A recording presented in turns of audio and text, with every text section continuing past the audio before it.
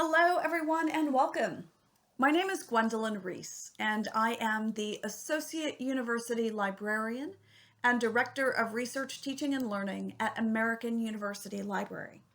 And this is an online workshop about literature reviews. Now, originally, I was planning on offering this workshop in person before the coronavirus pandemic. However, since we are currently in the midst of dealing with the pandemic, I have made a decision to record what it was that I would have said to the class that I was going to visit and instead make it available this way, both to that class and really to anyone who is in the midst of doing a project in which they are trying to write a literature review and maybe a little confused about what a literature review is and what they should be doing. So I hope that this is helpful to you. And I would encourage you, if at the end of this presentation you have any questions, to feel free to contact me. My email is Greece, like the country, at american.edu. And I just ask that you put something obvious in the subject line so I do not inadvertently overlook you. Let's get started.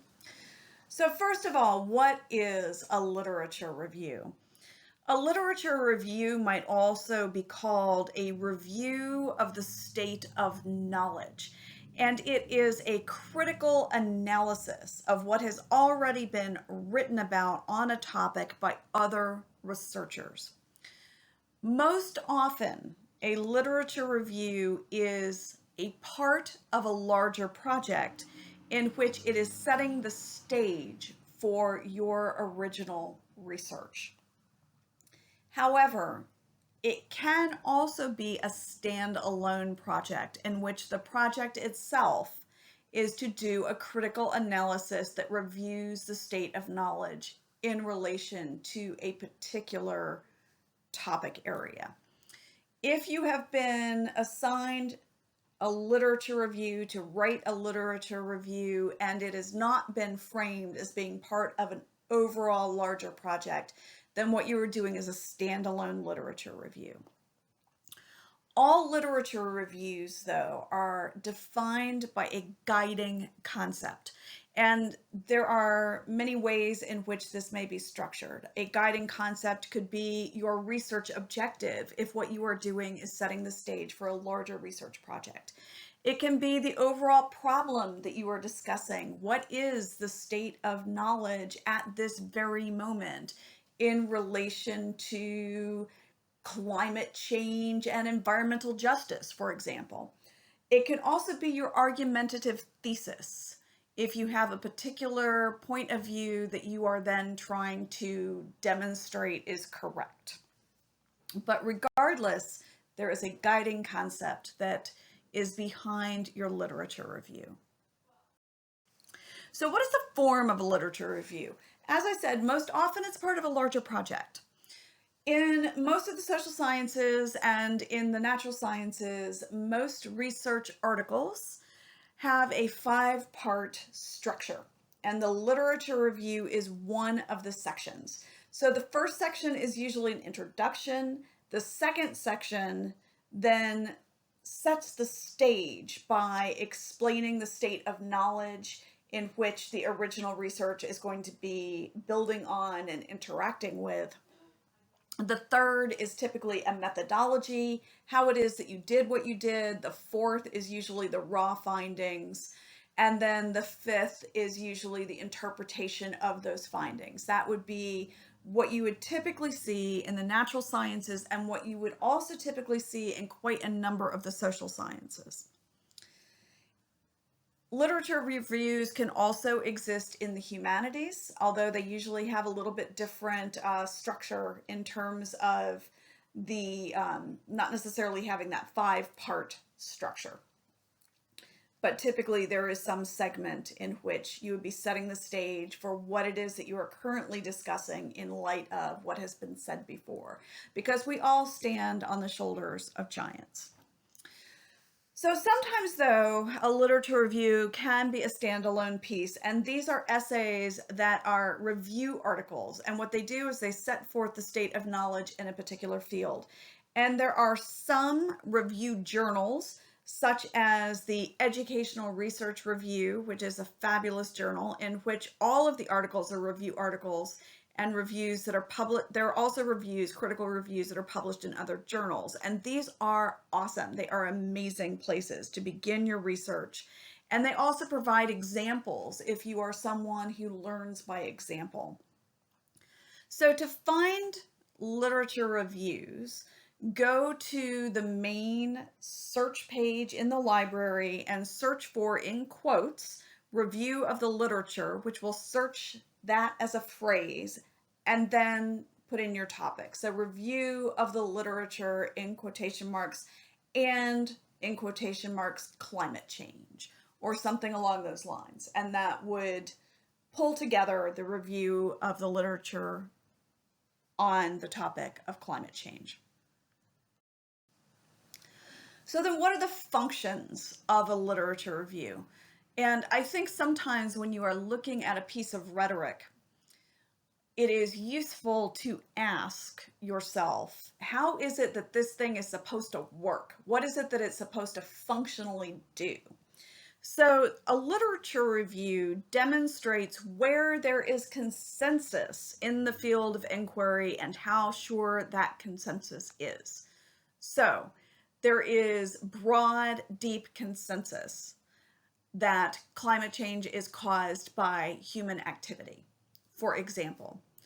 And so in your literature review, that would show that this is the case and that that consensus is deep. It would also demonstrate where there are disagreements and weaknesses in the field of inquiry. So while it is clear that the consensus is that climate change is clearly caused by human activity, it is not yet clear what the various models look like about how much we need to reduce our emissions in order to avert certain kinds of catastrophic consequences. So in your literature review, you might be demonstrating where there is disagreement and where there is a need for additional work. And ideally, what would be happening if this is a literature review that is part of a larger project is that your work that you are creating would be situated in that area of weakness. It would be obvious why it is that your original research is going to be contributing to the conversation, to the discourse. It also demonstrates how the current original study, whatever it is that you are doing with your own original research, is related to other studies. And as I said, this is the analysis of those previous studies, which will show the implications for the current study. Sometimes one of the things that is done is that there may be multiple conversations that you are then bringing together and that is your original contribution. So for example, if I were doing a discussion around various ways of trying to combat climate change, I might be looking at the work around climate change, and then I might have a whole other conversation about the decline of phytoplankton in the oceans and how this is happening as a result of pollution and increasing acidity and so forth.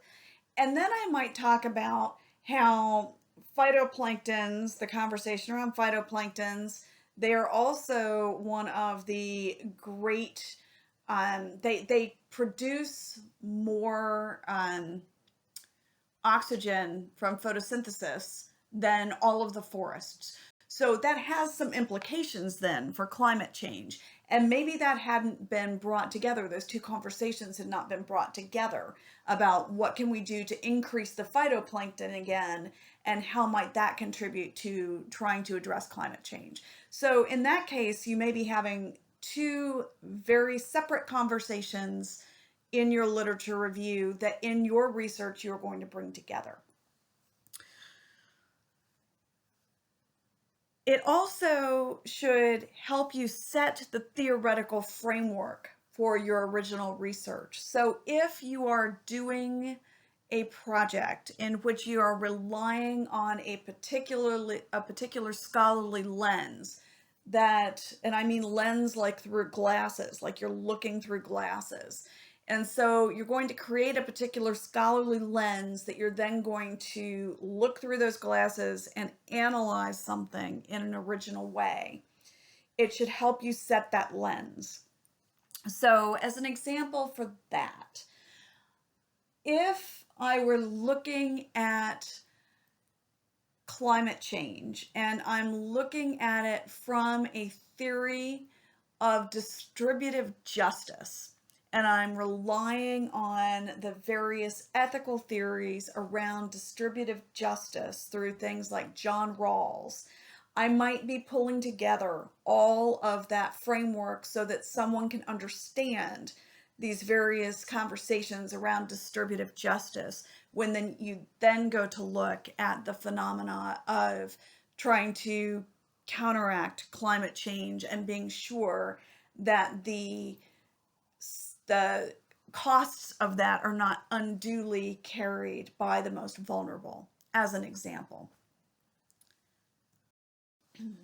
So, as an important note though, everything that you include in your literature review should have a purpose. And what that realistically means is that as you go and gather information that's on your topic that you're going to be using, you will read things that you will not include in your literature review. You will read things that will help you get a background, but they do not have direct significance enough by the time you are really getting your mind around the particular domain that you're going to be analyzing to be included.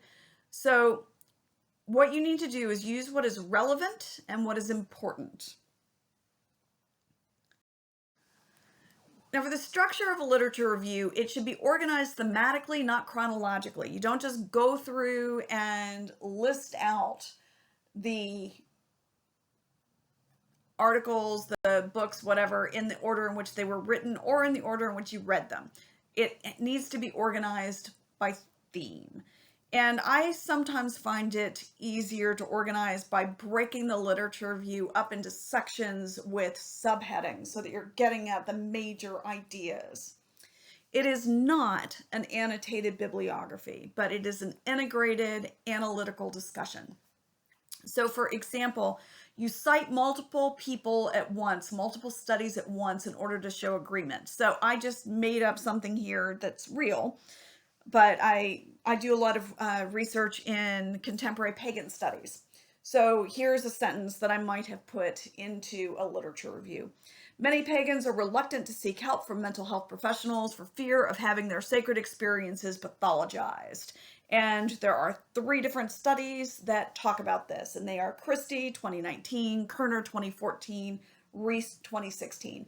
What I did not do, and I really want to emphasize the distinction here between this and an annotated bibliography, I did not go through, here is what Christie said, and analyze or summarize all of what Christie said, and then here is what Kerner said, and all that Kerner said, and here's what Reece said, and all that Reece said. What I'm looking for is pulling out, here's this piece that they all have, and there seems to be consensus, so now I am demonstrating the consensus around this particular topic.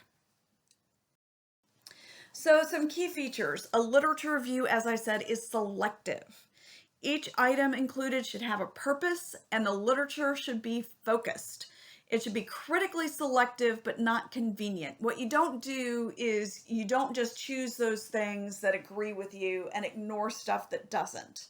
Because part of the point, again, is to show not only where there is consensus, but also where there is disagreement.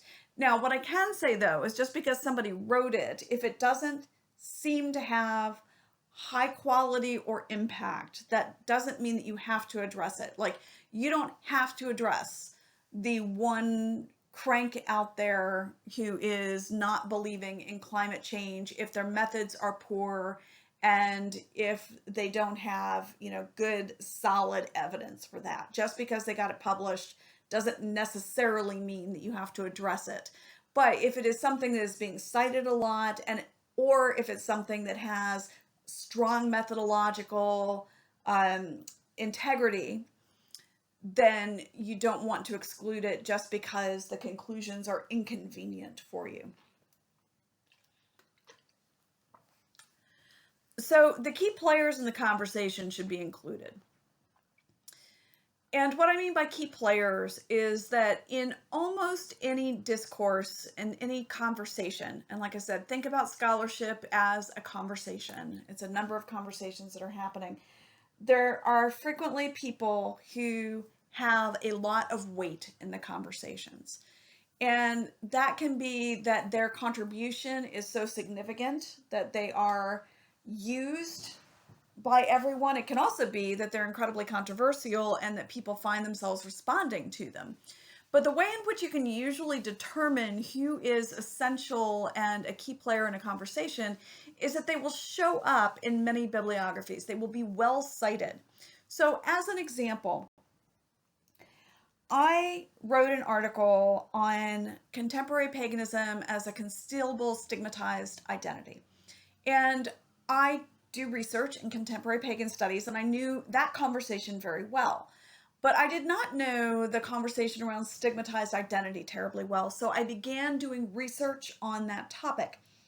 And one of the areas around concealable stigmatized identity that has been most deeply written about and has kind of the greatest depth of literature is the LGBTQ communities. And that has to do with, being in the closet. So I went and began looking at the research there. And that's not the only. You can also have like various kinds of diseases, or if you've been imprisoned before, all of those are concealable stigmatized identities. But when I went and began looking at the research, over and over again in the bibliographies, I would see Goffman, 1963, Goffman, 1963, Goffman, 1963. So Goffman, 1963, I was like, okay, I am now seeing this over and over again. I need to go read that. That's a major player.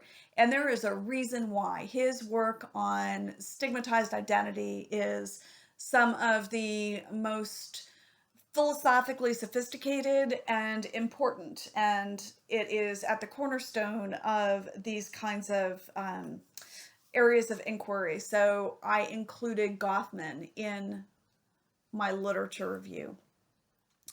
There's also, when you have a key player, and I've mentioned a couple already depending on your topic in here, so like Goffman for stigmatized identity. If you're doing distributive justice, you need John Rawls.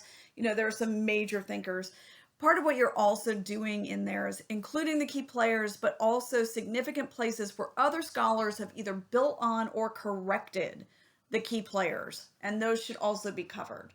And again, we stand on the shoulders of giants, but there are times in which the giants maybe said something that now, looking back retrospectively, it needs to be tweaked, it needs to be adjusted, it needs to be expanded, or it has been expanded, and that all goes into your literature review.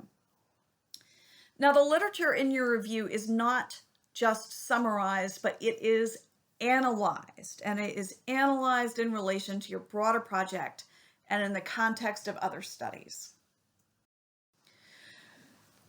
So one of the ways to think about writing a literature review is to also think about how you would analyze a literature review that you were reading. And if you think back to some of the readings that I'm sure you have already done in your other coursework, they usually have literature reviews as a part of them. As I said, there's usually a literature review if it's a 5-part article, in the second part. Sometimes in a book, it'll be a chapter. So when you're looking at a literature review, one of the things you want to ask yourself is, are up-to-date studies included? Does this include also the most current materials available? Is there an emphasis on original research materials as opposed to non-scholarly sources? Is there a critical review of the findings versus just summarizing what's there? And does the review clearly relate to the main research project? And does the review help establish the importance of the research project? When you're writing your own literature review, one of the tricks that I sometimes have in my head is, if you're writing a literature review as a part of a larger project, is almost thinking about, if I were trying to get funding to do my research project.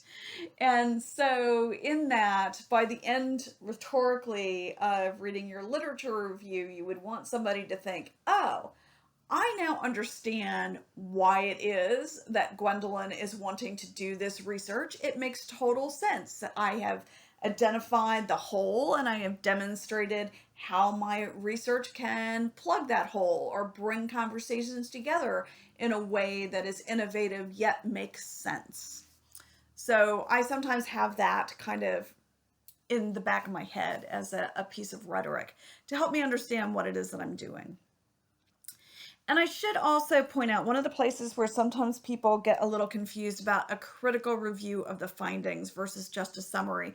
That doesn't exactly just mean your opinion. It means that you are doing some analysis of demonstrating, again, where is their agreement? Where is their disagreement? Where is there a logical hole? Where are the flaws? Where are the gaps? And again, where are the places that we can now say, I am taking this as assumption of background knowledge because the consensus is very rich and deep.